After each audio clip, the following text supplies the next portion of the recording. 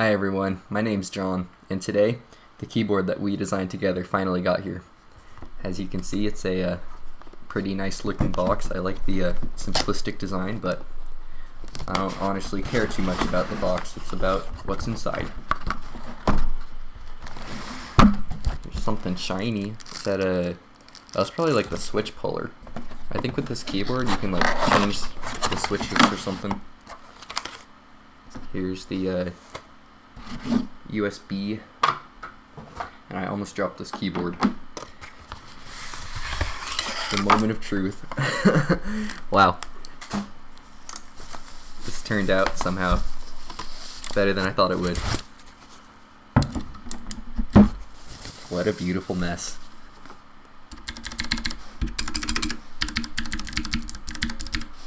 Let's see.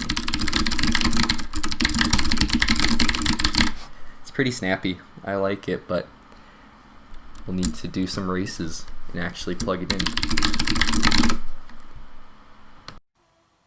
I've had a couple of days to use this keyboard now, and I'm ready to give you my thoughts on it. I also got a new microphone in that time, so hopefully the jump in audio quality isn't that bad. I'd like to make it clear that while I enjoy typing on mechanical keyboards, and especially this one, I'm not here to go over every small specification. If you'd like to complain every time you see a cherry switch, I'd recommend going to the mechanical keyboard subreddit instead of watching this video. One of the first things you'll notice about this keyboard is the weight. This thing is solid, and for $165 it should be. The case is aluminum, and there are rubber non-slip pads on the bottom of it.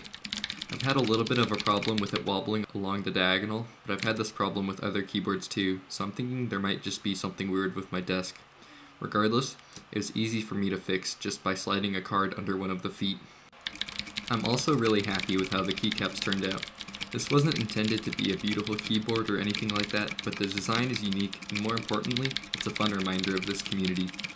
One thing I will mention is they are ABS keycaps instead of PBT. I have no problem with this, but I just thought I'd throw it out there in case any of you care.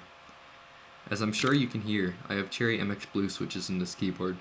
There's a wide variety of cherry switches that you can get in this keyboard though, so it's not like you would need to get something this loud. If you're looking at getting your first mechanical keyboard, I'd stay away from clicky switches because it can get obnoxious to the people around you, or in a voice call. However, I have to admit, it is satisfying to hear every keystroke. Typing on this thing genuinely feels great. It's snappy and crisp. My accuracy on it is higher than my accuracy on my laptop. I didn't really expect this, and it's honestly been a little bit ridiculous.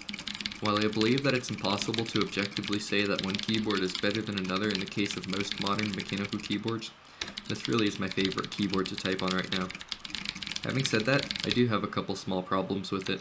The first is I wish WASD offered a 65% keyboard, so there were designated arrow keys. You can access arrow keys by pressing function in IJKL, but I find this awkward to reach.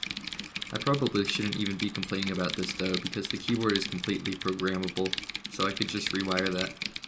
However, what I prefer to do is press left window, spacebar, and function, and that flips the bottom right 4 keys to arrow keys. Another cool feature is that this keyboard has Dvorak and Colmac built in. The Colmac part is especially cool because it's not built into Windows natively.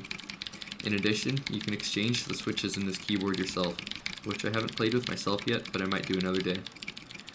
So, should you get this keyboard? $165 is a lot, especially when there are more and more cheaper options.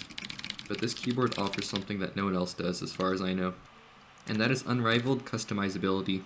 If you want to make your own set of keycaps, I would 100% go with WASD. It's also worth noting that if you already have a mechanical keyboard, you can just get the keycaps for about $60. If you're interested in getting a replica of this keyboard here, I've left a link in the description to where you can do that. This pretty much concludes what I have to say about this keyboard, but I'm just going to play a couple more races so you can hear it without me talking over it. So, thank you very much to WASD for making this possible, and thank you for watching.